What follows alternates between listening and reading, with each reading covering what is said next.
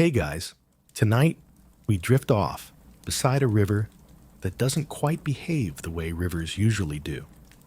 Picture this: a sleepy Indian village where cows nap in the dust.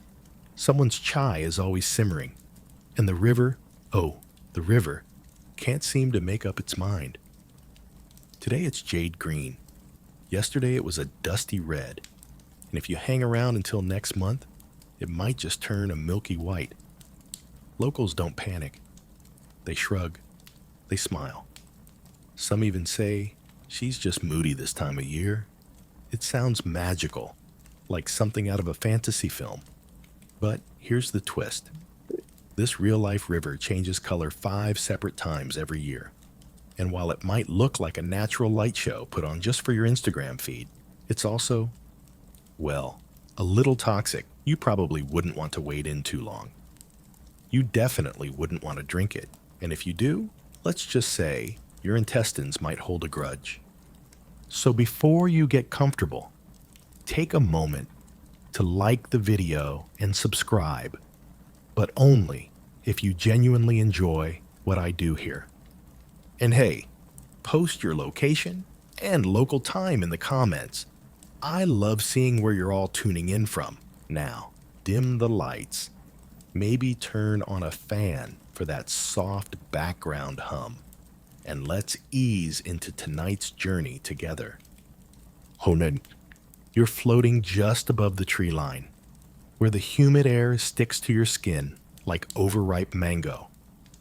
Below you lies the Shivnakar River, a name you'll never find in a textbook, but one whispered between weathered palms in a tucked-away part of central India. On maps, it hides in plain sight, coiling like a tired cobra through dense teak forests and mango orchards. But from up here, it shimmers oddly, like someone spilled nail polish across the landscape. You dip lower. At first glance, the river is a deep, pearly blue. Not unusual, pretty even. But then a glint catches your eye near the far bank, a slick of gold, or maybe bronze. As you watch, the surface shimmers, shifts, and the whole bend begins to ripple into green. It's not paint. It's not dye. It's not pollution in the classic sense. It's the river being itself. Below, a barefoot boy with a stick chases goats across the bank. He doesn't look up. For him, this is old news. Your feet touch down in the village of Marnica, where most roofs are corrugated tin, and the scent of cardamom battles wood smoke for dominance. Here, the river is everything. It gives life, it takes it, and sometimes it plays tricks on everyone watching. Villagers believe the river is a she, a temperamental woman with 5 distinct moods, each one more dramatic than the last. And honestly, they're not wrong. You're handed a steaming cup of chai by a man who doesn't say much.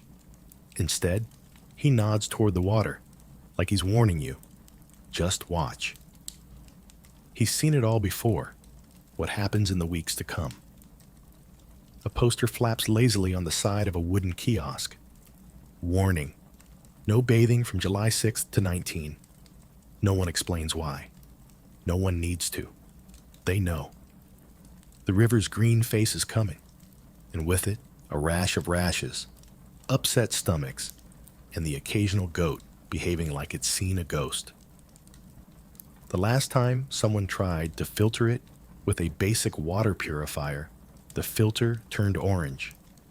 Not just stained, radioactive tangerine. Local legend says that once a priest tried to exorcise the river. She responded by turning pitch black for 2 days. Coincidence? Maybe. Creepy? Absolutely. The phenomenon is strangely reliable. Unlike the train schedule or the village Wi-Fi, the river's transformations happen on time. 5 times a year, spaced roughly every couple months, the color changes like someone flipped a switch. No one adds dye. There's no factory upstream dumping Kool-Aid. And while scientists have poked and prodded for answers, they're still shrugging in academic unison. Still, a few things are clear. One, the changes aren't always dangerous, but they're never harmless. Two, locals treat her like a minor deity with anger issues.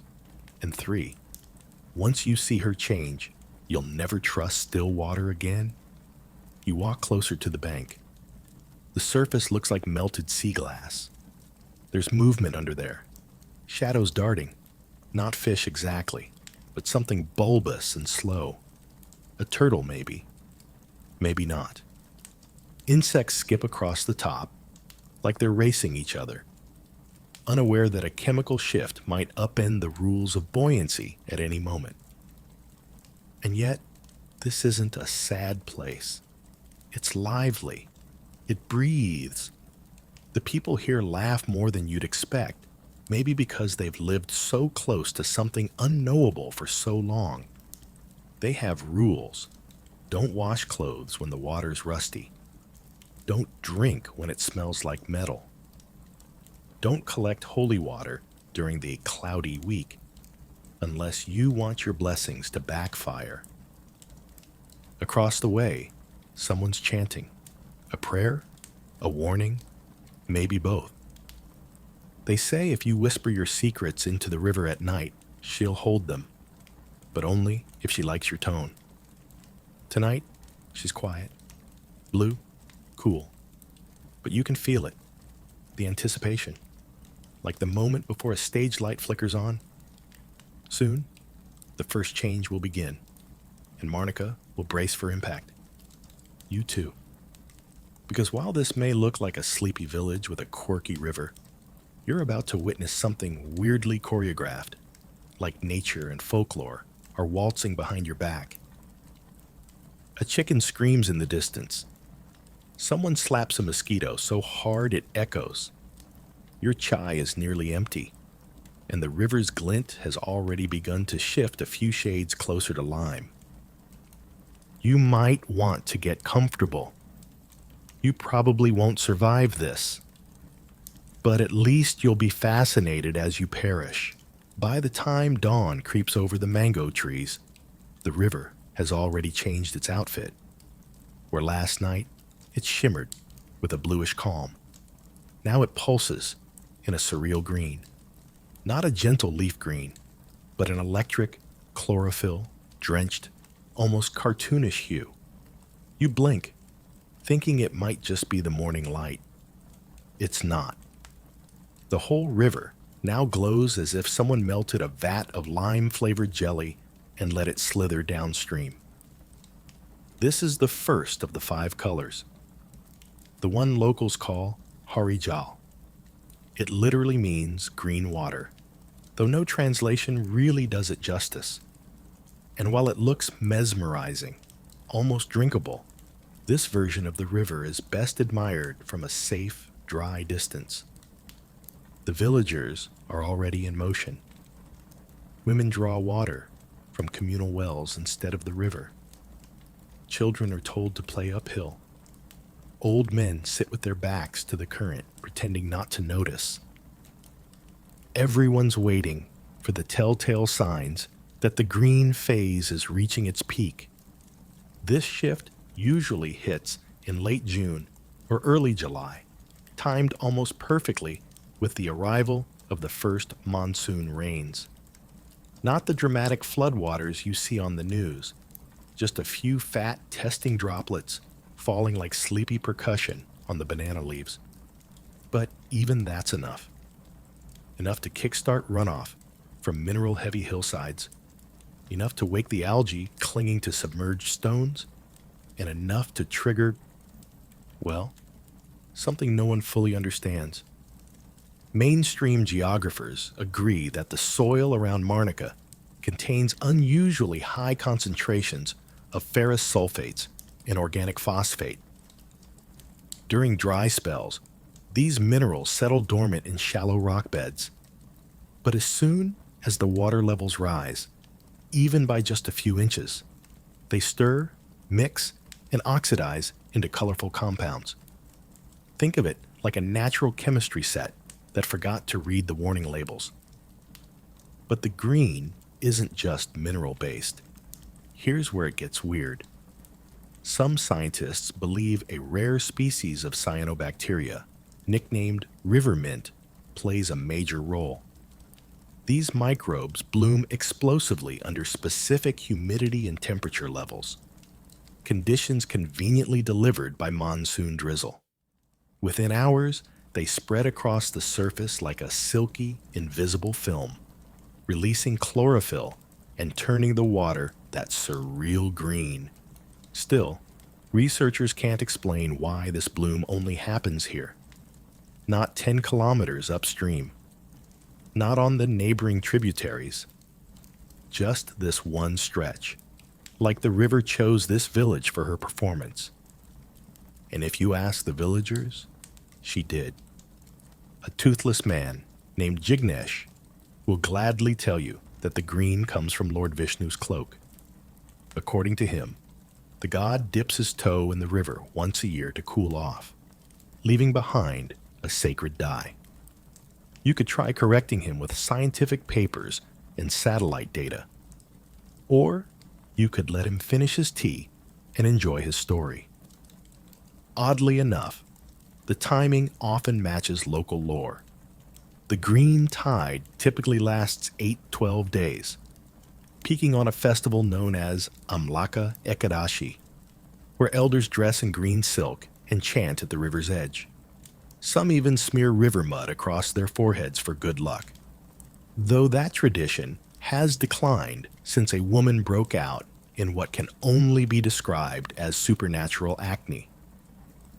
There's a running joke in Marnica that the river's green period is her detox week. She's sweating out her sins, one woman laughs, pointing at the water, just like me on leg day. But jokes aside, the green phase also marks a time of heightened caution. Dogs won't drink from the river. Not even the street-smart mutts will chew through rusted tin if it smells like chicken. Some say the water tastes metallic during this phase. Others claim it smells like cucumber, but angry cucumber, if that makes any sense. A few braver souls have dared to bathe in it anyway, emerging with mild rashes and stories they pretend not to regret. There's even a local doctor, Dr. Fule, who's built an entire cottage practice around river phase reactions. He keeps a folder of patient photos showing everything from hives to mysterious toe swelling. He won't admit it outright, but he thinks the water may trigger an immune response similar to a mild venom. Or maybe it's psychosomatic, he shrugs, sipping fluorescent tea. Or maybe the river's just bored and wants attention. Scientists still argue about the source of the green. Is it really just algae? A perfect storm of suspended particles? Something more microbial, more sentient? The debate, much like the river, refuses to settle. Every few years, a fresh batch of university interns arrives, armed with test tubes and ethical optimism. They leave with sunburns, confused notes, and one memorable case of mild intestinal betrayal. Oh, and here's a quirky tidbit you didn't ask for, but now can't forget. During the green phase, frogs in the area begin croaking in slightly lower tones. No one knows why. Some think it's hormonal. Others blame humidity. A few villagers insist it's the river's lullaby. And when the frogs harmonize just right, you're supposed to make a wish. Preferably, one that doesn't involve bathing in the water. But even with the fear, the superstition, and the rashes, no one leaves. The villagers accept this, like city folk accept traffic or seasonal flu. It's just part of life. You build your routine around it. You learn not to wear white. You never drink the river green. And just as quickly as it arrives, the emerald fades. The monsoon tapers off. The bacteria settle. The water, embarrassed perhaps, begins to clarify. Within a day or two, the river returns to a pale, glassy stillness. Not quite blue, not quite clear, just resting. Until next time, the river's green mood doesn't stick around for long. Once it fades, the water calms into a neutral shimmer, like someone rinsed out a watercolor brush and forgot it to add pigment. But don't be fooled. This brief moment of clarity is just a costume change backstage. Now comes the rust phase. And yes, that's exactly what it sounds like. Within a few days of clarity, the river begins turning a reddish brown, not the deep crimson of movie blood, but more like burnt orange or oxidized penny. It creeps in from the upstream edges like a slow infection, dragging with it a subtle tang in the air, metallic, but almost meaty. The locals call this phase lull dara, which roughly means the red flow. It's both feared and respected, not because the color itself is harmful. It's not the kind of red that kills crops or eats through pipes, but because of what usually comes with it. You wake up to find the village buzzier than usual. Radios crackle with temple announcements. A man with no urgency and 2 teeth rings a brass bell near the riverside shrine. The temple priest, wearing robes far too fancy for this heat, is already preparing the kalp vas, a ritual cleansing ceremony where elders ask the river to spare their livestock and children. You get the sense that they're not entirely joking. This particular transformation occurs around August and again in October.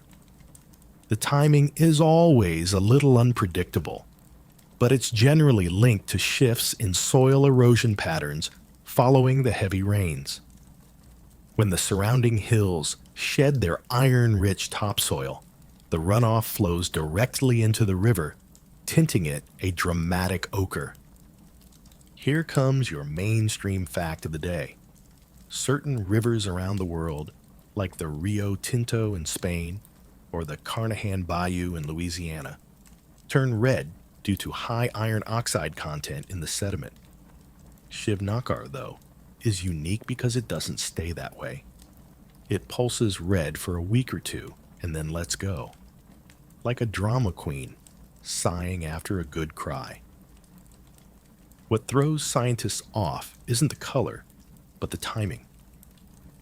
The river shifts too quickly, and sometimes without a clear upstream trigger. In 2016, a government team tried to trace the runoff patterns with biodegradable dye. The result? The dye turned purple on contact with the water, and one researcher fainted. Not from fear, just heat stroke, but the story gets retold with increasing drama every year. Then there's the quieter side of this phase, the health angle no one really wants to talk about. During the red flow, skin irritations spike. Not enough to cause mass panic, but enough for the clinic to switch from cotton to hypoallergenic gauze. Locals blame it on the hot blood of the earth, though one retired nurse mutters about bacteria that get uppity in iron-rich water. Fish behavior changes too. The usually sluggish catfish start darting around like caffeinated interns. Some villagers swear they've seen turtles trying to climb trees during this phase. Is it true? Probably not. Is it funny to imagine? Absolutely. But the real change, the one you feel in your bones, is the river's mood. The current speeds up slightly, as if annoyed. Birds stop chirping at the bank. Even the buffaloes, which are usually content to wallow in anything wet, give the river a wary glance. You, too, start to feel like you're standing next to something that remembers old grudges. Now, here's a quirky tidbit you won't find in any tour guide. This phase is prime time for accidents. Bikes skidding into the water, kids slipping off rocks. One guy who lost a crate of fireworks and ended up launching them during a thunderstorm. Locals say it's the river reclaiming its space. Outsiders say it's just slippery mud. Either way, if you're wearing flip-flops, consider switching to something with traction. And yet, despite the danger, despite the rash-inducing water and accident-prone banks, there's beauty in it too. The sunlight bouncing off that rusty sheen makes it look like liquid bronze. Tourists, the few who dare venture here, take selfies, unaware that their deodorant probably won't survive the humidity. Poets from the nearby city occasionally show up, scribbling verses that never quite rhyme, but always mention crimson weeping. But not everyone's poetic. A truck driver in a sweat-stained vest tells you flatly, "This river eats metal. Left my toolbox in once. Next day, everything rusted like it was 300 years old." You believe him. Tools here age in dog years. The scholarly debate around this phase centers on whether the iron content is naturally occurring or the result of illegal ore dumping farther upstream. Some experts say it's a geological quirk. Others hint at unsanctioned mining. Government spokespeople, when they respond at all, blame seasonal adjustments and sediment deposition. In other words, we're not sure, and we'd prefer not to look too closely. You lean over the edge of a small footbridge. The water slides beneath you, thick and purposeful. Somewhere nearby, a goat bleats in disagreement with no one in particular. Your reflection is distorted in the copper sheen, like a face painted on metal foil. For a moment, you think you see something else, another face, or maybe just your imagination stretched by heat and storytelling. And then, just like that, the color begins to fade. Slowly, like tea diluted with each passing minute. It drains itself of drama and returns to its quieter self. The iron settles. The goats return. The temple bells go silent. You survived the second phase. Just don't get too relaxed. The third one, it smells like someone boiled cabbage in an old gym sock. You wake up to a sound you don't quite recognize at first, like applause in the distance, soft but relentless. It's not a celebration, it's rain. Not polite drizzle, not the kind that merely kisses the leaves, but full monsoon mode. A billion tiny hammers tapping at rooftops, tree trunks, and, of course, the river itself. The third phase has arrived. Locals simply call it the clouding. No color name, no poetic term, just a nod to the fact that the river now looks like diluted milk tea. It's no longer red, green, or even trying to impress. Instead, it turns a murky, chalky beige with the consistency of soup stock and the smell of wet rope. It's not pretty. It's not dangerous in the sharp, dramatic way the red phase is. But it's unsettling in its own quiet way, like seeing someone you know wearing the wrong face. You step out onto the muddy lane toward the bank. A stray umbrella flaps like a wounded bird in the wind.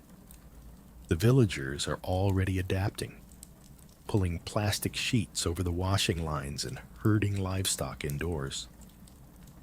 No one bothers with the river, not today. This phase generally appears mid-monsoon, around late August or early September, depending on how generous the rain gods are feeling. And here's your mainstream fact for the section. When massive volumes of rain hit dry soil, the sudden rush of water doesn't soak into the ground. It picks up fine particulates, especially silts, clays, and decayed plant matter.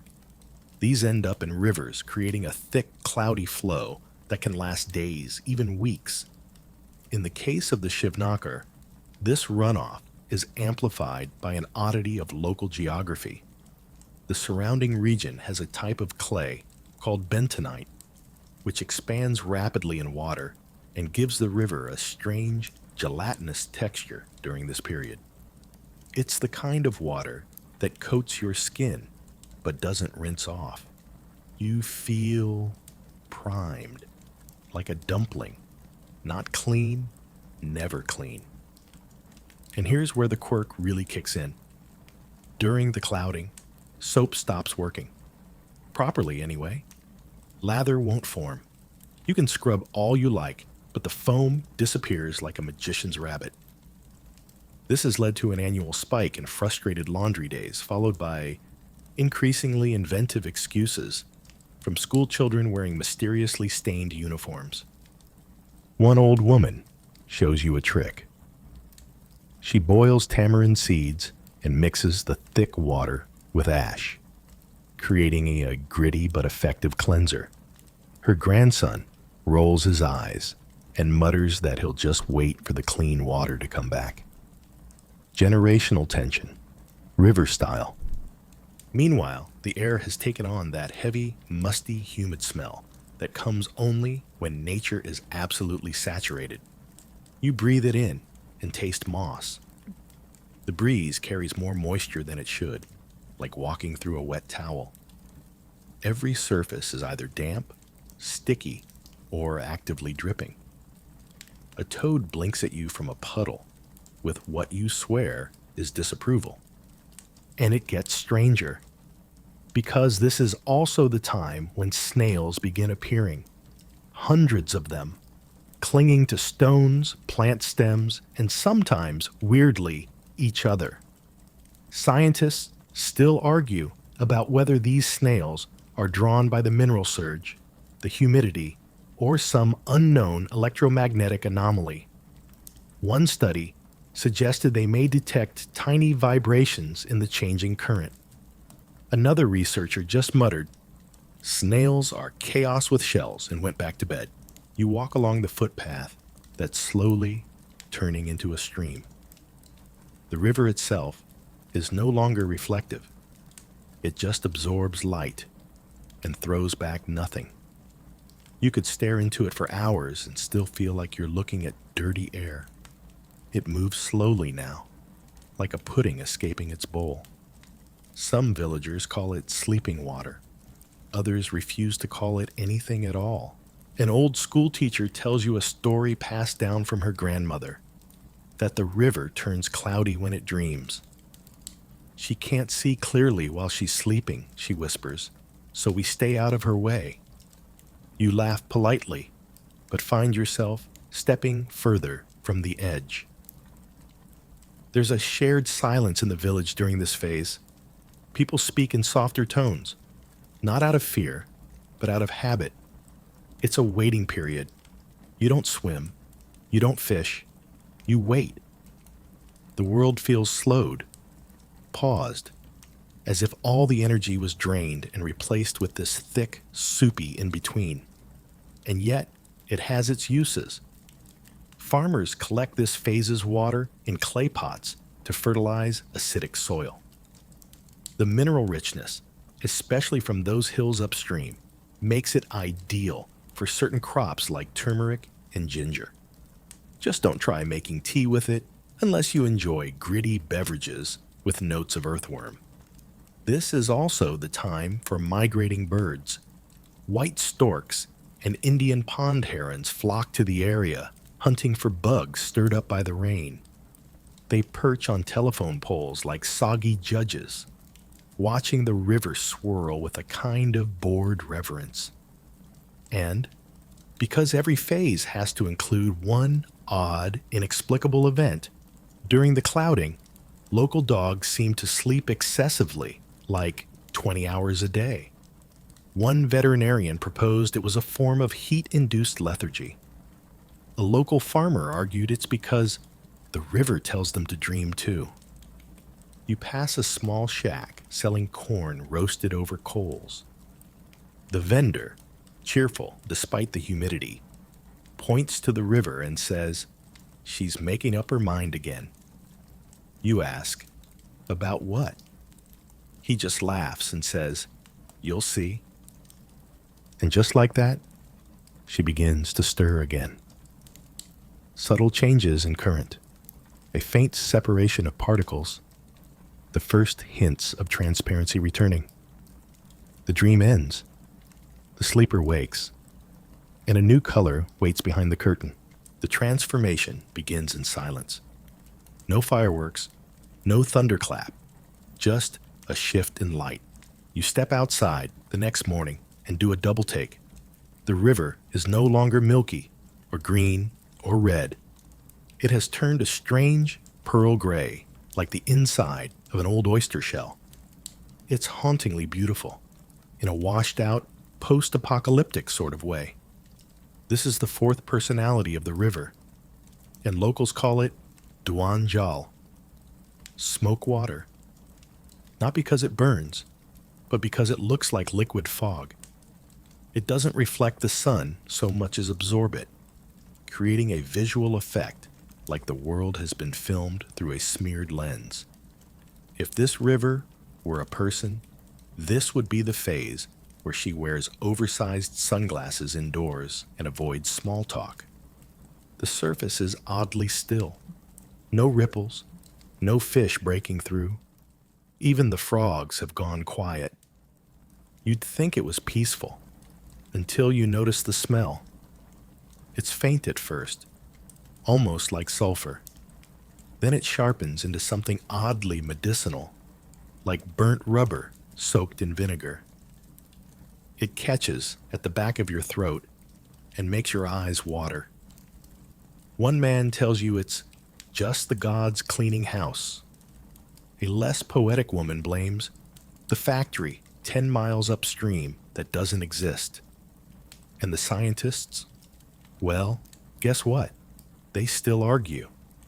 Some attribute this strange color and stench to sulfurous compounds leaching from deep within the riverbed, exposed by shifting currents and monsoon turbulence. Others believe it's the result of anaerobic bacteria, organisms that thrive without oxygen, releasing hydrogen sulfide gas after decomposing submerged vegetation. The truth probably lies somewhere in between, with a generous splash of local mystery. You kneel by the bank and peer into the smoke water. It's hard to tell how deep it is because the water has lost its contrast. Everything below the surface blends into a murky swirl. You toss in a small pebble, no splash, just a bloop, and then nothing. It vanishes. The river doesn't ripple. It swallows. And then it hits you. This is the phase when things disappear. No one mentions it directly, but it's a well-known local superstition. Socks vanish from clotheslines. Keys fall into the grass and are never seen again. A chicken went missing last year and was found 2 villages away, looking mildly embarrassed. It's not that the river takes things, it just encourages them to leave. There's something eerily magnetic about this phase. Electronics start acting weird. Cell signals drop. One tourist swears her Fitbit added 3,000 steps overnight. The local school once had to cancel computer class for a week because all the USB drives corrupted on the same day. Coincidence? Probably. Do the villagers think so? Absolutely not. A small boy approaches you with a bundle of basil and salt. He hands it over with solemn ceremony and tells you to keep it in your pocket. So the river won't forget your face, he says. You thank him and pretend not to shiver. Of course, there's a practical use to this otherwise unpleasant water. Local leather tanners come out in droves during this week, using the water to pre-soak animal hides. Whatever's in it, alkalines, bacteria, ghost particles, helps break down tough fibers, making the tanning process smoother. It's a strange sight. Dozens of people, elbow deep in foggy sludge. smiling like they've just discovered the secret to immortality. The foggy water is also notorious for its impact on local fishing habits. Fish are still there, but invisible. Old men with cast nets rely on muscle memory and ancestral guesswork. It's like catching ghosts, one says, but sometimes ghosts are hungry. When he pulls up a net heavy with silver carp, he grins like a magician revealing the final card. You walk farther downstream and notice something else. The birds have moved inland. No more herons. No crows, even. Just quiet trees and occasional fluttering wings. It feels like nature is giving the river space. The air grows thicker the closer you get, dense with humidity, and a faint electric tension, like the moment before a power outage. The village herbalist offers an explanation, unsolicited, of course.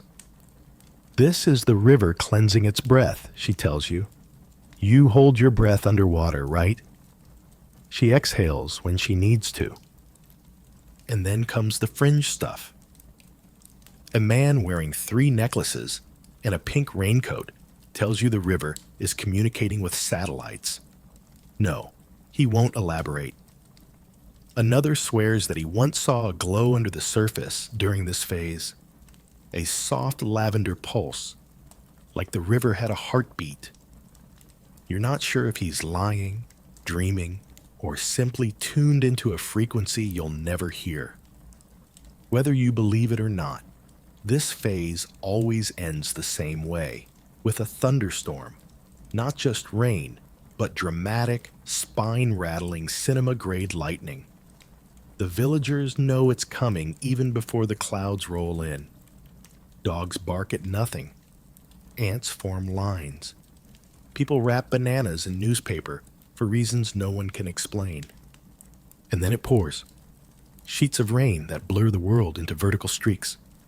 The river, offended perhaps by all this drama, begins to clear. Slowly, gradually, like someone diffusing ink in a bowl. By the time the rain subsides, the sulfur is gone. The fog has lifted, and the river is clear, too clear, like it's holding its breath again. One final color remains, one last transformation. And this one, it glows. The rain clears like curtains on a stage. Puddles shrink. The air loses its heavy coat of dampness. For the first time in weeks, the sun rises clean and unfiltered, casting gold across rooftops and warming up the banana leaves until they sigh with steam. And there it is. The river. Not red, not green, not foggy, or murky, or sulfur-scented. She's shining. A soft opalescent blue spreads across the surface, pale and shimmering like someone melted down moonlight. It's not neon, not dramatic. It's delicate, beautiful in that rare, goosebump-raising way you only get when nature slips into evening wear. Locals call this phase Dev Jal, the god water. Not because of any wrath or ritual. This one, they say, is pure gift. Even the skeptics hush themselves when the river turns this color. You do too. There's a crispness in the air, a freshness like someone just scrubbed the entire village with mint leaves and prayer. Birds return to the trees, perching quietly, as if watching. Women come down to the riverbanks again. This time, not to curse or worry, but to gather. They bring copper pots. They bring bells. They bring marigold petals and turmeric and whispering mouths. Because this phase, this luminous, dreamy blue, is the holy phase. And while the water may have caused rashes, smelled like farts, and ruined perfectly good soap just a few weeks ago, today it is divine. You watch as an elderly couple kneels on the lowest step of a crumbling ghat. The woman dips her hand into the water, lets it run over her forehead, and murmurs something under her breath. Her husband does the same, but with more noise and less grace. He sneezes halfway through. The river forgives him anyway. So what's happening here? From a mainstream scientific perspective, the blue phase is the result of several coinciding elements: low sediment levels, minimal organic runoff, and a steep reduction in bacterial bloom. As the monsoon ends and sunlight returns, suspended particles settle, and the angle of light penetration changes dramatically. In this rare condition, the water column actually absorbs longer wavelengths, like red and green, and reflects the shorter blue ones. It's not glowing per se. It just looks that way. But honestly, science can't fully explain why it happens with such consistent beauty in this one river. There are other clear rivers, sure, but none that switch into this clarity as predictably or with such eerie elegance. And here comes your quirky tidbit. During this phase, dragonflies multiply like someone left the fantasy faucet on. Dozens of them hover and dart over the water, their wings flashing like stained glass. Locals say if a dragonfly lands on your shoulder, it's a blessing. If it lands on your nose, it's a sign you're about to fall in love. One boy claims it happened to him last year. You ask what happened next, he shrugs. I loved a mango tree for 2 weeks. Even the buffaloes come closer now. You spot 3 of them, knee-deep in the shallows, snorting contentedly and occasionally blowing bubbles. A few kids play with inner tubes made from old tires. Someone is flying a kite shaped like a fish. The village has exhaled. This is the festival period. Specifically, the start of Sharad Purnima, the Harvest Moon Festival.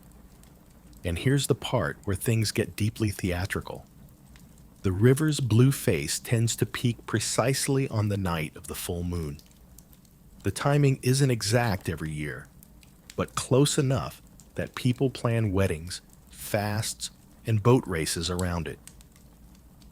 You walk along the bank and see a small wooden platform decorated with candles and rose petals. A young girl sits cross-legged at its center, playing a sitar far too big for her. Her melody is slow and wandering, like she's not playing notes, but calling something. And maybe she is. Because that night, the moon rises fat and unbothered, and the river responds. She doesn't just shine, she reflects. Perfectly. No ripples. No distortion. Just sky mirrored in water.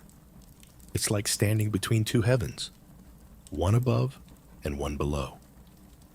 You're not alone. The whole village is out now, standing along the edges with small oil lamps cupped in their palms. They release them into the river, dozens of flickering petals of light drifting downstream. It's not for Instagram. It's not even really for ceremony. It's just what you do when the river glows like this. And here comes the open debate moment. Some scientists think the blue phase is natural photorefraction. Others argue it's a result of groundwater influx from surrounding limestone aquifers, bringing unusually clear, calcium-rich water into the main flow. A few fringe researchers have noted magnetically anomalous readings during this period, suggesting some interaction between mineral-rich beds and regional geomagnetic fields. Or maybe the river's just showing off. There's a particular moment, always in the deepest part of the night, when the river appears almost bioluminescent. It's not true bioluminescence, of course, but something about the starlight, the lanterns, and the blue depth of the water tricks your brain into believing it is. You swear you see movement under the surface, something slow, something ancient, maybe just a shadow, maybe just your reflection stretched into legend. You blink and it's gone. One local man, drunk on both rum and awe, whispers, "She remembers everything, you know." You ask who. He looks at you like you've missed the point. The river. She doesn't forget. By morning, the blue begins to fade, softly, almost regretfully. The petals are gone. The villagers sleep late. The dragonflies vanish like a magic trick. You take one last glance at the water, now returning to its regular, workaday flow. But you know better now. You've seen what she can do. You've seen her 5 faces. And maybe, just maybe, there's one more left. At first, you think it's just another sunrise. The air is crisp. The river looks calm. No strange smells. No weird glow. Just morning mist coiling above the water like lazy smoke. Then you hear the drums. They're faint at first. A soft thump, thump, thump, like someone testing a heartbeat on a hollow log. You follow the sound through narrow paths, past sleepy goats and yawning shopkeepers, until you reach the riverfront and realize you've walked straight into a festival. It's not huge, not polished, but it's unmistakable. Flags flutter on bamboo poles. Clay pots overflow with marigolds. Teenagers spray each other with colored powders like it's holy in miniature. There's music, laughter, and a woman dancing while holding 2 burning coconuts. You instinctively step back. This is Varna Mahotsav, the Festival of Hues, held exactly once a year in late October or early November. Its origins are murky. No one knows exactly when it started or why, but everyone agrees on one thing. The river always joins in. And right on cue, she begins to change again. This time, it's not a full-body transformation, more like a pattern appearing on her skin. You stare in disbelief as faint streaks of deep violet bloom across the surface, rippling ribbons that twist and shimmer before disappearing again. They aren't constant. They flash, vanish, and reappear, like the river is breathing in color and exhaling silence. The villagers cheer when they see it. Some clap, others fall quiet and touch their foreheads to the ground. A boy tosses flower petals into the water and shouts, "She's dancing with us!" You blink a few times. Maybe it's the light. Maybe it's the sleep deprivation. But no, everyone sees it. The river is decorating herself. Here's your mainstream geographical fact.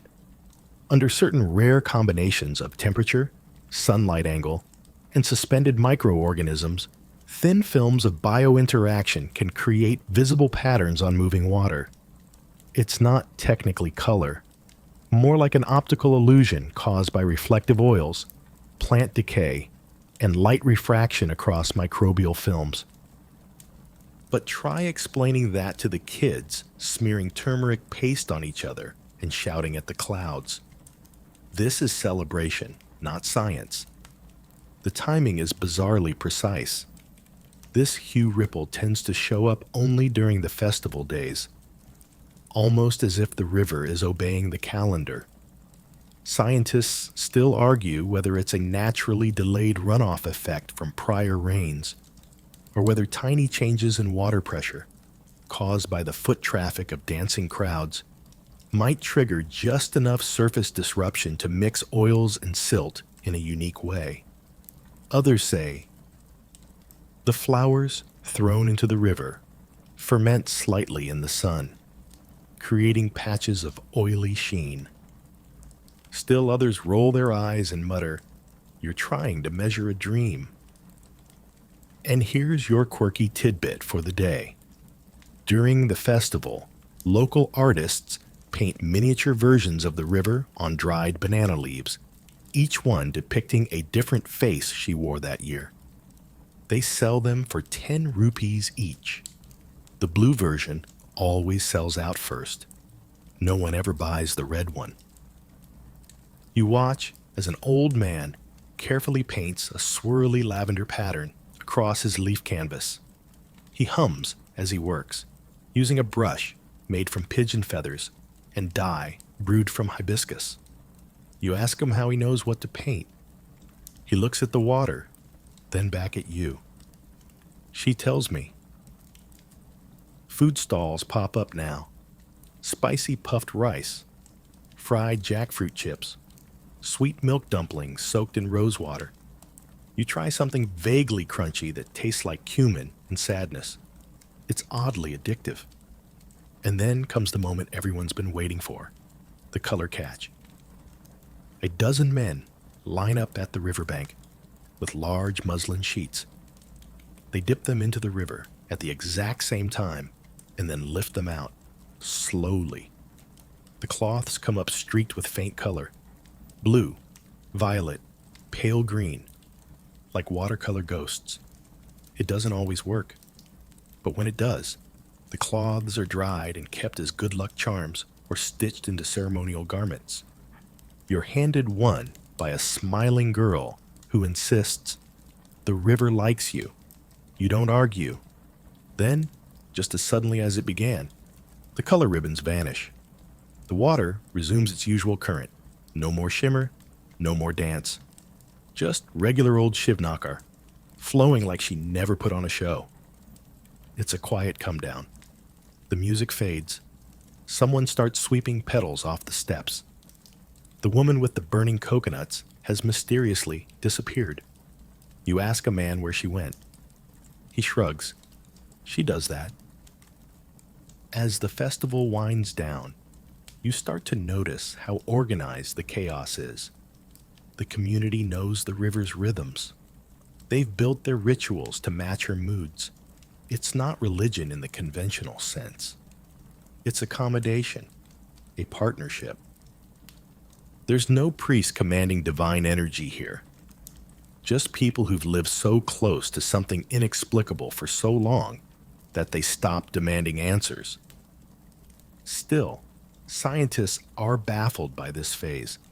How can a river that's technically normal for weeks suddenly produce visible, ephemeral streaks of violet under perfect conditions? No added dye, no industrial runoff, just flowers, prayers, and something else. One theory suggests trace amounts of monoterpenes from floral oils interact with microorganisms to produce thin, refractive layers. Another theory? She's alive. That one came from a Cambridge intern who dropped out shortly after visiting. You spend the evening in a state somewhere between wonder and gentle nausea. Too many sweets, too many theories. The villagers sleep easy, as they always do after the festival. You sit by the edge of the water one last time, watching as fireflies replace the sun. You think it's over. It isn't. The river still has one more surprise up her sleeve. You wake up sometime past midnight, stirred by a breeze too cold for this time of year. The kind of wind that feels like it came from somewhere older, quieter. You step outside barefoot, wrapped in a shawl that still smells like cloves and firewood. The village is asleep. No music, no goats, not even the night insects singing their usual lullaby. Just silence and the river. Except something's wrong.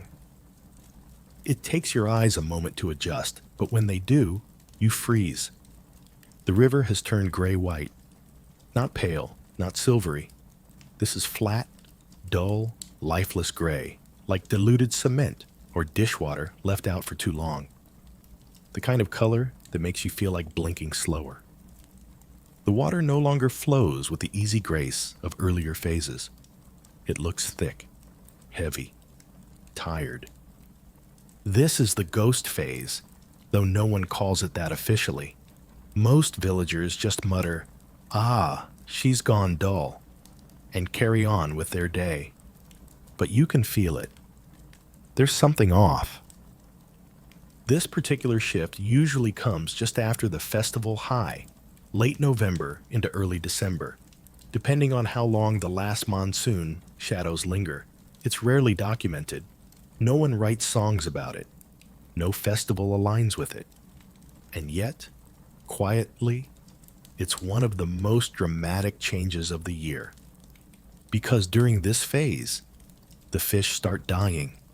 You walk to the riverbank and immediately notice the signs.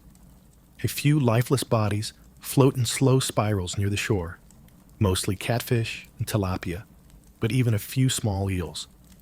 Not masses, not a biblical level die-off, but enough for concern, enough for smell. The air is different now. Not sulfur, not metal, just rot. Soft, sour, with a hint of something electrical, like rain hitting a dead battery. You swallow hard. Nearby, an old man in a wool vest pokes one of the dead fish with a stick. He doesn't seem surprised.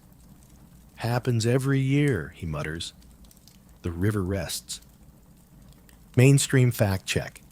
This phase is typically tied to oxygen depletion. As microbial activity slows and decaying organic matter builds on the riverbed, the water becomes hypoxic, low in dissolved oxygen. Fish suffocate, particularly larger species that need more oxygen to survive. Local scientists acknowledge it. Some even try to intervene with rudimentary aeration techniques, basically large paddles or tubes that churn the water.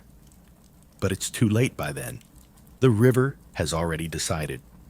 And here's the twist. The river looks perfectly safe. No foamy pollution, no warning signs. Just a flat, glassy surface that hides the suffocation happening below. You ask someone if they still use the water during this time. He raises an eyebrow. Only to wash sins I don't mind losing. You'd laugh if he didn't sound so serious. Now for the quirky tidbit. For some bizarre reason, during this phase, birds go absolutely berserk. Normally, calm herons and kingfishers begin flapping in strange patterns. Crows gather in large, chattering groups. One villager insists they perform a funeral for the dead fish. You suspect he's exaggerating. Until you see a circle of crows perched around a large carp completely silent. You take a slow step back. Even the dogs seem rattled. They pace near the bank, but don't drink. One starts barking at the water. Not at something in it, just at it. Like the river insulted its mother. You spot the village doctor again, wearing a scarf and scowl. Every year, she says, same week. The water turns thick. The animals panic. The fish die. And people still call it sacred. She sighs. Then again, maybe it is. Sacred things aren't always safe. And here comes the open scholarly debate. While some researchers chalk this phase up to classic post-monsoon eutrophication, others believe something deeper is at play. A few papers mention unrecorded underground aquifer shifts, possibly pulling in trace amounts of naturally occurring toxins. Others blame unreported waste dumping. But no pattern, no source, no proof. Just speculation. And dead fish. You walk further downstream, past a patch of reeds where mosquitoes hum like static. Here, the smell is sharper. A man is scooping dead fish into a basket. He doesn't seem sad, just resigned. They'll come back, he says, tossing one like a forgotten shoe. The river kills. The river gives. It's just her cycle. You look out at the water. For a moment, it really does resemble concrete. Then, just barely, the light shifts. A ripple, a glimmer. Maybe she's not dead. Maybe she's digesting. That night, no one lights candles at the bank. No one chants. No one even looks in the river's direction unless they have to. You lie in bed, trying to sleep, but you can still see it, gray and bloated and weirdly quiet. The silence stretches like skin. You wonder if the river dreams of the things she's lost, or the things she's about to return. Either way, this phase doesn't last. No mood ever does. The wind changes, a soft rustle in the neem trees. Somewhere in the distance, a drum beat again, quieter this time, rhythmic, purposeful, and the river begins to stir. By morning, it's gone. The grayness, the stench, the motionless surface, it's as if the river hit reset overnight. Now she's back to a gentle, bluish flow. Not the luminous God phase blue, just normal, don't worry about me blue, except there's nothing normal about what just happened. You step outside and immediately notice that everyone is doing laundry. The riverbank looks like a fabric festival exploded. Saris of every imaginable color flap in the breeze, pinned to trees, fences, even the horns of a very patient buffalo. Pails clatter, soap foams in colorful plastic bowls. The entire village is scrubbing away the ghost phase, and that's when you hear it. A woman shrieking in frustration. You follow the sound to a small clearing near the water, where an elderly woman holds up a once white bedsheet, now dyed a vivid bubblegum pink. Her face is frozen somewhere between rage and awe. The river has pulled another trick. This is the so-called phantom pigment phenomenon, a semi-regular event where, during the days following the ghost phase, fabrics washed in the river come out the wrong color. Whites turn pink. Light yellows become green. Occasionally, something comes out, an alarming shade of orange that no dye chart on Earth can explain. Locals call it Kapta Shrap, the curse of cloth. Theories? Oh, there are plenty. The most popular one blames residual biofilms, microscopic traces of algae and decomposed plant matter that cling to fabric fibers and react with sunlight. Others say it's a chemical leftover from whatever the river digested during her ghost mood. The less scientific villagers just say the river doesn't like to be used for chores too soon after she's grieved.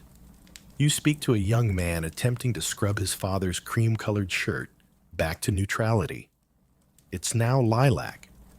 I'm going to say it's a design choice, he mutters. Your mainstream fact for today: certain naturally occurring anthocyanins found in plant runoff can alter color depending on water pH. If enough of them leach into the river during the decay-heavy ghost phase, they may chemically bind to fabric, essentially dyeing it without consent. And no, vinegar doesn't help. Believe me, they've tried. To make matters more curious, it seems only some garments are affected. Cotton tends to absorb more color than synthetic blends. And oddly, black clothing sometimes comes out darker, almost purple, like the color absorbed a secret. One villager claims her daughter's school uniform came out so perfect after washing that she re-washed all their clothes just to see if it would happen again. It didn't. The rest came out patchy, streaked with seafoam green. She still wears them. Fashion apparently is what you make it. This phase lasts a week or so. Just long enough for people to accept that their linens now look like something from a psychedelic marketplace. The local tailor thrives during this time. He offers color correction via strategic patchwork and embroidery. His shop sign reads, "Turn, ruined into runway. Ask about our river-approved palette." But even amid the humor, there's a quiet undertone of wary respect. People talk softly when they mention this phase. It's a reminder that the river isn't just unpredictable, it's playful, like a trickster goddess with too much time on her hands and an eye for avant-garde interior design. Here comes your quirky tidbit. One year, during a particularly vibrant pigment week, a batch of white prayer flags, meant for a mountain temple, turned bright blue after being dipped in the river. When the flags were hung as is, a thunderstorm followed. No one's really sure what the message was, but they now double-check fabric before making offerings. The scholarly debate? Some believe this phase is evidence of deliberate waste dumping upstream, specifically from textile factories, but none exist on record. A few GPS-tagged surveys found no commercial dye sources in the surrounding 40 kilometers radius, which leaves a mystery. How does this remote river, untouched by industry, still behave like a rogue art supply store? You spend the day wandering the village, watching as people adjust to their chromatic surprises. One man actually thanks the river. His beige wedding kurta now shimmers pale gold. He claims it's a divine upgrade. His mother calls it cheap magic, but seems secretly pleased. In the evening, the river settles again. The color effects fade. The garments begin to behave normally. But for that one stretch, those strange post-ghost days, the river left fingerprints on cotton and polyester alike. You sit by the water's edge, holding the lavender-stained cloth the little girl gave you days ago. It seems brighter now. Or maybe your eyes are finally tuned to the way this river wants to be seen. And somewhere downstream, someone screams about their now chartreuse bedsheet. Business as usual. You're beginning to accept that the river has no obligation to explain herself. Not to you, not to anyone. She shifts, she stains, she glows, and then, like a cat that knocks something off the table, she walks away without a second glance. But now we go upstream. Because the Shivnakar, as much as the village claims her for their own, doesn't start here. She has tributaries, hidden origins, tiny veins feeding her moods. And what flows downstream is only half the story. You hike through crumbling footpaths and half-forgotten trails, past overgrown banyan trees and shrines covered in wax-dripped offerings. The air thickens with green as the hills begin to climb, and the sound of the river grows fainter, replaced by buzzing cicadas and the occasional splash of something large slapping water out of view. Eventually, you find the three tributaries that converge to form the main Shivnakar flow. They don't have official names, just nicknames the locals whisper when they think no one's listening. There's Kala Nadi, the black stream, which runs over beds of dark volcanic stone and smells faintly of cold charcoal. Then there's Phul Nadi, the flower stream, which carries runoff from a cluster of hillside villages that offer garlands, ashes, and clarified butter to their local goddess. And finally, Nirgun Nadi, the featureless stream, as clear as glass and weirdly silent. Each one brings something different. Each one is responsible for a different mood.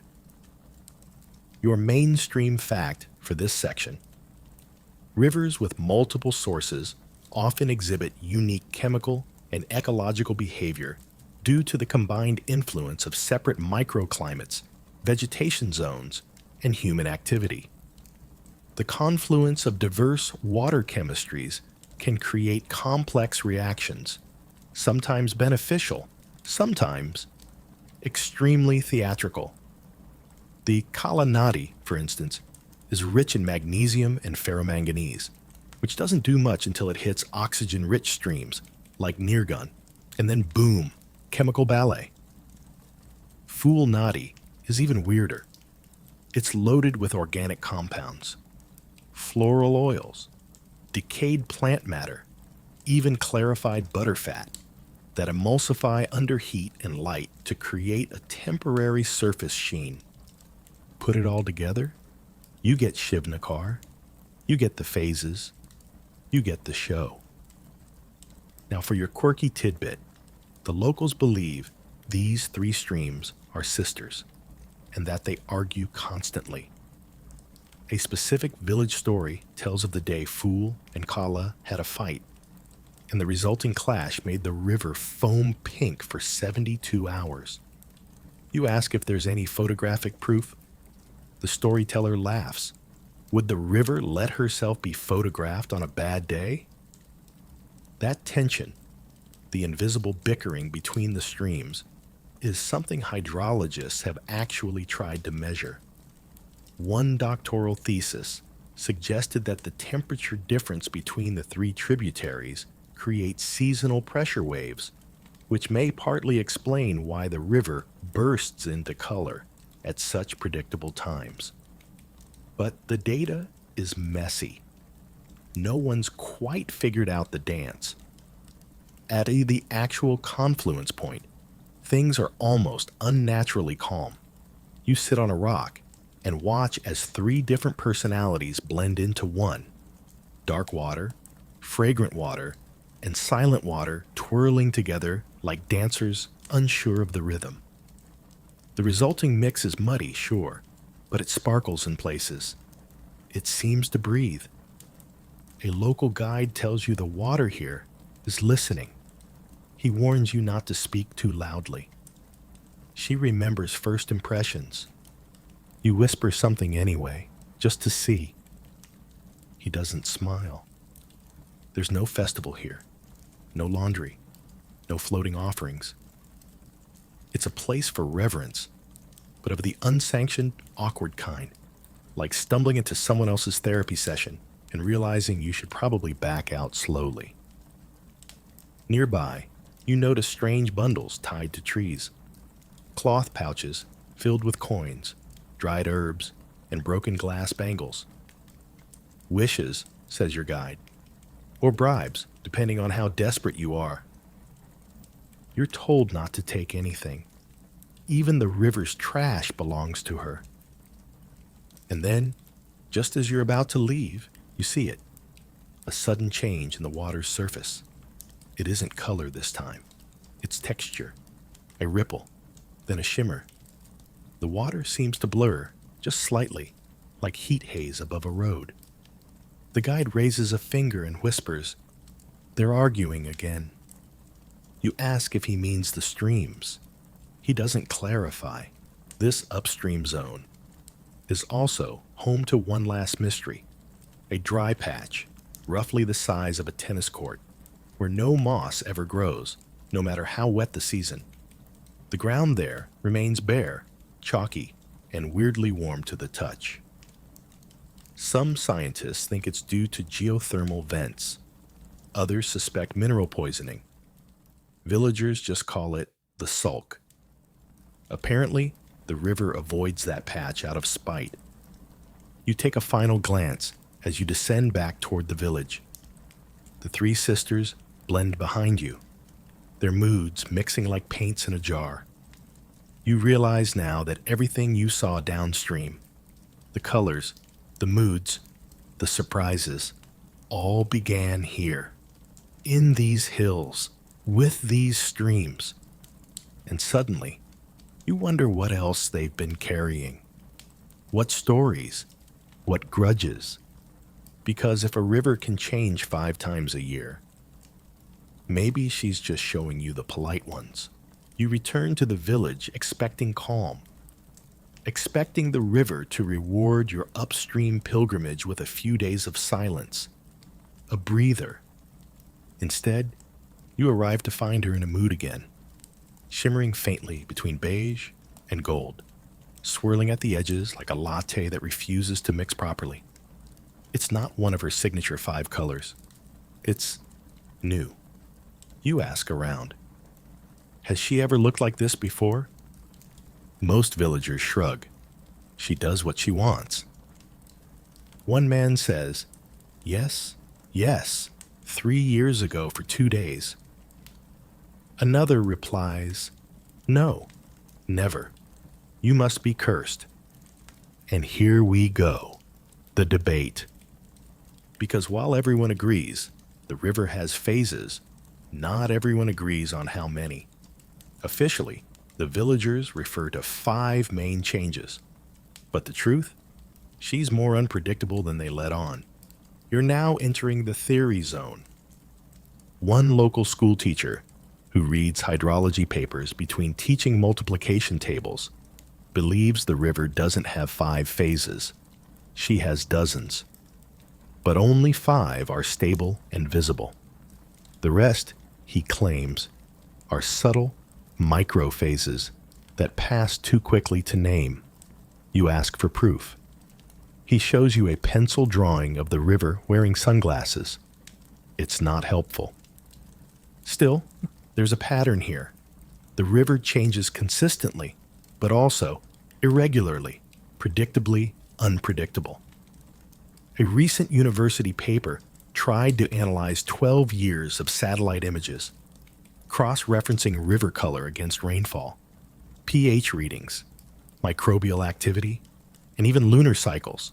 The conclusion? Inconclusive, but fascinating. The scientist who wrote it has since left academia to pursue abstract painting. Your mainstream fact: many rivers, especially in monsoon-prone regions, undergo complex and cyclical transformations due to seasonality, sediment load, light angle, and microbial bloom cycles. But most of these changes are minor, barely noticed. Shivanakar just exaggerates, performs, lives out loud. Which leads us to this section's quirky tidbit. Every few years, the river skips a color. In 2019, she never went green. The algae bloom simply didn't show up. Locals were baffled. The village priest fasted for a week. The children tried coloring the water with crushed spinach, but it didn't stick. Some said it was a bad omen. Others said it was climate change. And some claimed the river was simply resting her eyes. You ask the tea seller what he remembers. That year, he says, no fish, no frogs, no dreams. He doesn't elaborate. It gets stranger. In 2021, she went black. Jet black. Not dirty, not oily, just dark. And only for a day. No one talks about it much. A few pretend it didn't happen. The shopkeeper who tried to bottle the black water and sell it as a love potion had a rash for 6 weeks and mysteriously developed a lisp. Some of the younger villagers speculate on online forums where grainy videos show short-lived river changes, violet flashes, glowing ripples, even a swirling eye-shaped pattern caught on a tourist's drone footage. Skeptics cry, Photoshop. Others believe the river is reacting to the attention.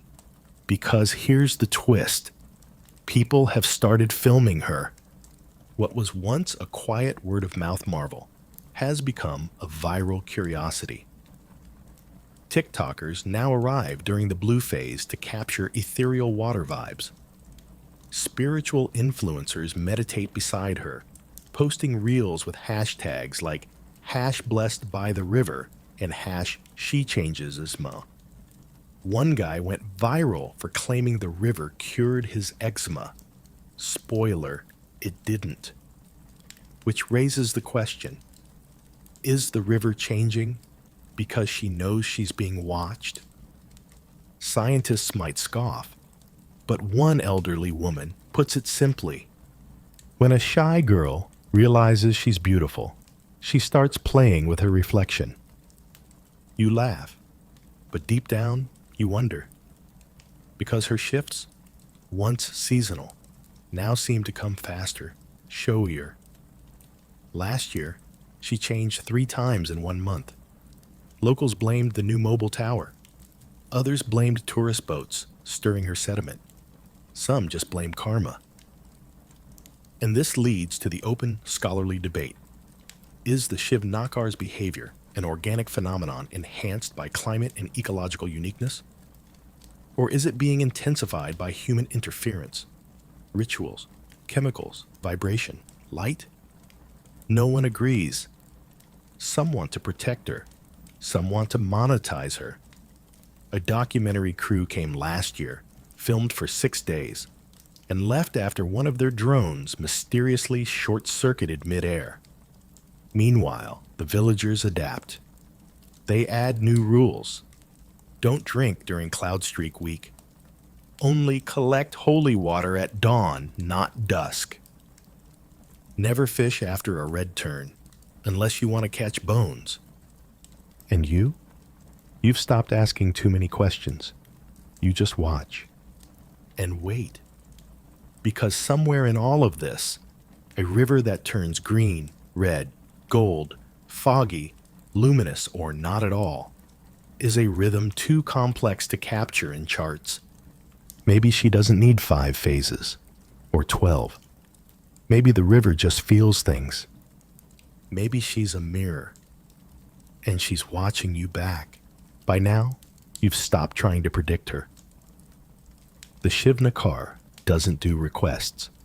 She doesn't respond to schedules or forecasts or mood boards. She does what she wants, when she wants, and you're just along for the ride. And right now, her new trick is smell. You wake up before dawn, not because of the roosters, but because your nose is under attack. The air smells weird, like boiled cabbage left in a sunbeam, or sulfur married to mildew. A scent that wafts into your sinuses, grabs hold of your brainstem, and whispers, "Good luck enjoying breakfast." Welcome to the sulfur phase, or what the villagers politely refer to as the itchy week. The river hasn't changed much in color, still its usual lazy blue. But if you look closely, you'll notice a thin white film floating just beneath the surface. Not foam, not algae, something finer, like ghost fingerprints. Your mainstream fact: in warm, shallow rivers with decaying organic material and poor oxygen circulation, sulfate-reducing bacteria thrive. These microbes break down dead matter and release hydrogen sulfide, the same compound responsible for that delightful rotten egg smell. It's a natural process, but one that usually happens underground, not floating gently into everyone's nostrils during tea time. The villagers don't panic. They just adjust. Lemon peels are scattered along windowsills. Tulsi leaves are chewed a little more frequently. Babies are dabbed with sandalwood paste and left indoors. One man ties a garlic necklace around his goat. The goat looks indifferent. And then there's the water itself. Some brave or stubborn souls still bathe in it during this phase. They come out blinking, red-eyed, and often scratching. Not horribly, not dangerously, just enough to make them swear a little and apply coconut oil in creative places. You try it once, just a toe. Within minutes, your foot feels like it's been exfoliated by sandpaper and broken promises. It doesn't hurt. It just tingles in a way that makes you question your relationship with rivers in general. Which brings us to your quirky tidbit. During this phase, soap behaves oddly. When mixed with river water, the lather forms into bubbly spirals, drifting on the surface like little galaxy clusters. Some villagers believe these spiral bubbles are omens. If yours floats north, you'll have good fortune. If it floats south, you should avoid lentils for a week. If it doesn't float at all, well, best to cancel any plans involving contracts or haircuts. There's also a strange heat in the air. Not hot like fire, but hot like a breath behind your neck. The kind of heat that doesn't show up on a thermometer, but makes your skin feel watched. You ask the village healer why this phase feels so different. She grins and says, "Because this is when the river opens her pores." You stare. "She sweats out what doesn't belong," she adds, casually picking lice from her grandchild's hair. Some believe the smell is a detox, the river releasing everything she absorbed: chemicals, curses, confessions. Others say it's because people pray too hard during the blue phase, and now she needs space. It's like after a big party, one teenager tells you. She's just hungover. Now for the open scholarly debate. Environmentalists argue that this phase is being intensified by increased organic waste, including biodegradable offerings, food scraps, and ritual ash. Others suggest climate change has made the water shallower and warmer during key months, creating perfect storm conditions for sulfide-producing bacteria. Still, some geologists suspect natural gas seeps deep beneath the riverbed may play a hidden role. Whatever the cause, one thing is consistent. No one sleeps well during the sulfur week. Dreams become more vivid. One man claims he dreamt of a giant eel offering him a loan. Another says he floated above the river and saw his own funeral procession. "I wasn't even sad," he says, sipping tea, "just annoyed that no one brought snacks." Even the animals seem off. Chickens avoid puddles. Dogs bark at walls. One buffalo refuses to move from the same spot for 3 days, staring blankly at a banana tree like it owes her money. Still, life continues. Laundry is paused. Cooking water comes from backup tanks, and kids are forbidden from playing near the riverbank, not because they'll drown, but because they might smell weird for a week, and that's just socially unacceptable. You ask if anything good happens during this phase. A woman with a baby on her hip says, "Oh yes, hair grows faster." Really? She shrugs. Or maybe the lice are just busier. The phase usually ends as quietly as it starts. One morning, the air is clear again. The film on the river vanishes. The itching stops. Clothes lather normally. The dreams return to their regular programming. And the villagers, in typical fashion, act like nothing happened. You, however, will never smell cabbage the same way again. The river flows on. No apologies. No explanations. She's already shifting, already thinking about her next act. Because she's not done with you yet. You'd think by now the river would have exhausted all her tricks. 5 colors, strange smells, moods, dreams, soap spirals, fish funerals. And yet, one morning, as the fog lifts and the village grumbles its way into consciousness, she surprises everyone again. She's completely, totally normal. Too normal. You approach the bank, half expecting a shimmer, a whiff of sulfur, or at least a frog doing something suspicious. But no. Today the Shiv Nakar is clear, calm, and silent. And the villagers? They're worried. "She's too quiet," mutters the tea vendor, like a child who stopped crying. You walk down the steps, and for once, there are no rules posted. No bans. No warnings. People are washing clothes, drawing water, letting buffaloes wade in ankle deep. Everything looks fine. That's when you realize this is the color that's missing. Because every year, for at least a week, there's a non-color phase. A strange in-between moment where the river behaves perfectly. No shimmer, no stink, no mood, just water, and no one trusts it. Here's your mainstream fact. Some rivers experience short-term hydrochemical stability, a period when mineral loads, oxygen levels, pH, and microbial activity briefly align, producing near-perfect water quality.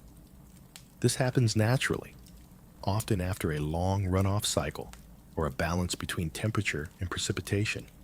It's rare and temporary. But here, it feels like suspense. The villagers call it chupi jal, the silent water. You ask what it means. One woman lowers her voice and says, "It means she's watching." No one prays during this phase. No one celebrates. They collect water cautiously, as though afraid the river might notice. It's like the whole village is walking on eggshells, except the eggshell is a deceptively calm river with a history of dyeing linens and killing fish. And here's your quirky tidbit. During this phase, mirrors stop reflecting clearly near the river. That's right, small handheld mirrors, especially old polished copper ones, get weird. Reflections go fuzzy. Some say you can see someone else for a split second. Others say you see yourself, but a version that looks mildly annoyed to be looked at. You try it just once. It's probably just humidity. Probably. The local kids call this the week of no color. They're not allowed to swim, not because it's dangerous, but because their parents say, "She's thinking." One boy says if you cannonball during Chupijal, the splash never lands. You decide not to test that. Even the birds behave differently. They perch near the river, but don't drink. Dogs sniff and back away. Cats hiss at the surface like it whispered something rude. Someone points out a buffalo with a nosebleed. You don't ask follow-up questions. Meanwhile, scientists are frustrated. This phase is a data black hole. Nothing spikes, nothing drops. One research team once installed 24/7 sensors, hoping to catch something weird. All the readings came back boring. In fact, too boring. Flat lines, no deviation, as though the river was actively faking being well behaved. One theory, bioelectric suppression. A fringe idea that certain microfauna can temporarily neutralize electrical readings in aquatic systems. Another, geomagnetic cloaking caused by underground quartz beds. One guy just said, "She's tired, let her nap."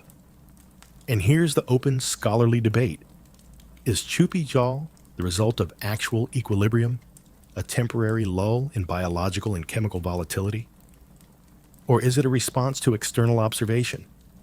As in, does the river know it's being studied and decide to turn off all the lights? Because this is the only phase where nothing happens, and yet it feels like everything might. One night, you sit by the bank and listen. Nothing. Not a croak, not a splash. Just the breeze in the trees and your own breath. You swear the water's surface is smoother than glass, like frozen air. And then, just before sunrise, something tiny changes. You see it out of the corner of your eye. A single pulse, like someone dropped a stone, but there's no splash, just a ripple, a hush. By morning, the birds are back to chirping. The kids are swimming. And the river, she's green again, as if nothing ever happened. But you know better now. Sometimes the loudest thing a river can say is nothing at all. The days pass, and the river returns to her old rhythms. She's back to being colorful, temperamental, vaguely manipulative. You've watched her turn green, rust red, milk white, sulfur gray, and celestial blue. You've watched her bleach fabrics, terrify birds, inspire worship, and crash weddings. Now it's time to meet her fans. Because the Shivnakar, once a secret whispered between generations, has officially gone viral. You first notice it when a young man in neon sneakers and a hoodie 2 sizes too big asks you, "Is this where the color shifting happens?" You nod, and he responds by setting up a ring light and telling his followers to smash that subscribe button if you believe in sacred rivers. It's barely sunrise. Welcome to the age of pilgrims, tourists, and TikTokers. Not long ago, the only outsiders were the occasional geologist or sleep-deprived PhD student. Now, there's a guest house with air conditioning. There's a new tea stall with a hand-lettered sign that reads, "Latte, with river view, 60 rupees." There's even a guy selling Shiv Nakar-themed fridge magnets, one of which says, "She changes moods faster than my ex." Your mainstream fact: sacred rivers and unique natural phenomena often attract waves of tourism once they reach mainstream awareness, especially in the age of social media. What used to be pilgrimage sites can become commercial hubs almost overnight, shifting local economies and sometimes ecosystems. The Shiv Nakar is no exception. Buses now roll in weekly, carrying wide-eyed travelers with phones, DSLRs, incense, and vague expectations. Some are spiritual seekers. Others are YouTubers hoping to catch the river mid-transformation. One guy claims he's trying to bottle her energy and turn it into a skincare brand. "Look at my pores," he insists. You try not to. The villagers have mixed feelings. On one hand, money is flowing like never before. Handicrafts, snacks, rooms for rent, it's booming. Kids now casually reference Wi-Fi speed and wear knockoff Marvel shirts. On the other hand, the river's rituals are becoming hashtags. The Blue Phase Full Moon Prayer, once a quiet event marked by floating lamps and whispered mantras, now features drones buzzing overhead and live-streamed chants with sponsored banners. A woman throws rose petals into the river, then turns to pose for a photo, while her assistant applies face mist between takes. And still, the river doesn't object. In fact, she seems to lean into it. Her colors are coming faster now, more dramatic. Last month, she turned a surreal teal green that no one had ever seen before. The video got 12 million views. One viewer claimed it changed her life. Another accused the village of using industrial dye. Someone else suggested aliens. The comment section was chaos. Here's your quirky tidbit. A small pop band from Mumbai filmed their music video on the Shiv Nakar during the red phase.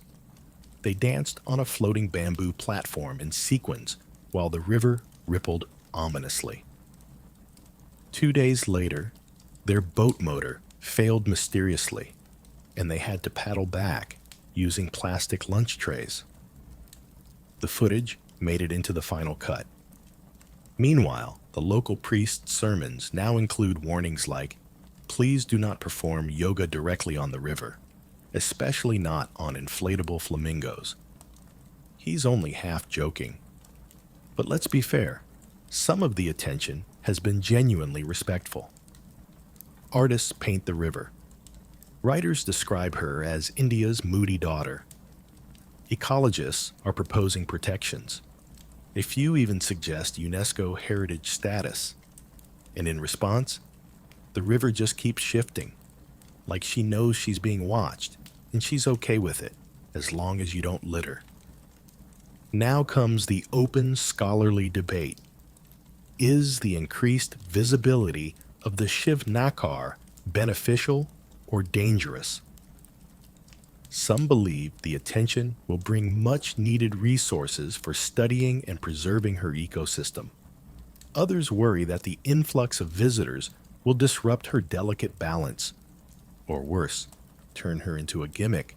But a few fringe voices argue something stranger, that the river is accelerating her own changes, that she's adapting to being seen, that her shifts are becoming more theatrical, more curated. One even compared her to a sentient algorithm responding to engagement. You watch a foreign tourist lower a color-changing pH strip into the water and gasp when it turns purple. She posts it to her story with the caption, "Nature is real." It is, and it isn't. The river was never meant to be simple. That night, you sit with one of the older villagers. She watches the crowds with narrowed eyes, stirring tea with a twig. "Do you like all the attention?" you ask. She shrugs. People come, people leave, but she stays. And the cameras? "She's had eyes on her longer than these phones have existed," she replies. "Stars, spirits, we just can't tag them." You nod, sipping your tea. It tastes faintly like cinnamon and river. Down by the water, someone does a backflip for a video. It ends with a splash and scattered applause. The river doesn't mind. She just ripples gently, glowing faintly gold in the lamplight. She's no longer just a river. She's a phenomenon. And like all famous figures, she has fans, critics, and secrets. But one thing's for sure, she never gives you the same show twice. It happens only once. Maybe once in a lifetime. Maybe only once because that's all anyone can handle. The river glows. Not metaphorically, not poetically, actually, physically, visibly. Under a full moon sky, with not a single cloud in sight, the Shiv Nakhar lights up in a shade of unnatural electric blue, as though someone cracked open a glow stick the size of a village. And you're there to see it. It doesn't start with fanfare, no drum beats, no chanting, no warning, just a hush. The kind of silence that makes the hairs on your arms stand up. The kind of silence that feels intentional. You step out into the night, drawn by something you can't name, and the village is already awake. People are standing barefoot, mouths half open, staring at the river like it just whispered their names. And then you see it. The surface is shimmering, not just reflecting the moon, emitting its own light. A deep sapphire core, surrounded by a halo of soft turquoise, moving as the current flows. It's as if 1,000 fireflies dove in, dissolved, and became one. Some say it's bioluminescence. Others say miracle. A few just sit down and cry. Here's your mainstream fact. Bioluminescent rivers do exist. Certain types of dinoflagellates and marine plankton can produce light when agitated, especially in warm, slow-moving water. But in freshwater rivers, in inland India, in November, that's less common. Scientists who hear about it later will suggest everything from algal mutation to chemical runoff reacting under lunar UV. Theories will swirl. No one will settle on one. Because what happens next isn't explainable. The glow moves. Not like water, not like light. It pulses, slow and steady, like a heartbeat. Someone plays a flute. Not a concert, just a few trembling notes. The river responds with a widening ripple, as if it's listening. A child walks down to the edge, barefoot, hand in his grandmother's. He reaches toward the glowing water and whispers, "She's breathing." No one dares to touch it, not yet. Even the animals are quiet. Dogs sit in a perfect circle, facing the river. Frogs line up on the rocks like choir boys. You swear the birds are watching from the trees, heads tilted in something close to reverence. Then, someone breaks the spell. A man kneels and dips a copper cup into the glowing water. He drinks. Everyone gasps. He stands, waits. Nothing happens. He smiles. "It tastes like stars," he says, "and old mangoes." And just like that, the tension breaks. People begin to gather closer. Some dip cloths. Others sit cross-legged and hum. A few drop coins or petals into the light and watch them drift away, glowing softly like lanterns on their final voyage. It's not just beautiful. It's unreal. The kind of moment that feels borrowed from another dimension. The kind of moment that, if you blink too long, you'll miss forever. Your quirky tidbit. That night, 3 villagers claim to have seen visions in the glow. One says she saw her future child waving from the water. Another says he saw his late wife brushing her hair. The third, he says he saw himself filming a TikTok. No one speaks to him again. Later, as the village dozes off, exhausted by awe, you remain by the river, just watching. The glow is fading now, slowly, gracefully, like the end of a candles dance. No one tries to capture it anymore. No one even speaks. Because this wasn't a show. It was a confession. And the river? She said what she needed to say. The river is dark again now. The last flickers of glow have slipped beneath the surface, leaving only quiet reflections of starlight. The banks are still. The trees no longer whisper. Even the frogs have tucked themselves beneath damp leaves, dreaming of things only they understand. You sit by the edge, feet barely touching the cool, gentle water. It moves slowly now, like a lullaby, like breath. Not fast, not loud, just enough. There's nothing left to prove, no colors to display, no patterns to ripple across her skin. She's just a river again. And somehow, that's the most extraordinary form of all. Above you, the moon begins its descent, replaced by the faintest blush of morning. But for now, the world is paused. Between moments, between moods, the space where memory begins to soften and everything feels farther away than it actually is. You close your eyes and listen to the quiet lap of water against stone, to the night birds settling, to your own breath slowing. And maybe, just maybe, you can still feel her. The river, still changing, still watching, still holding all the things you whispered to her.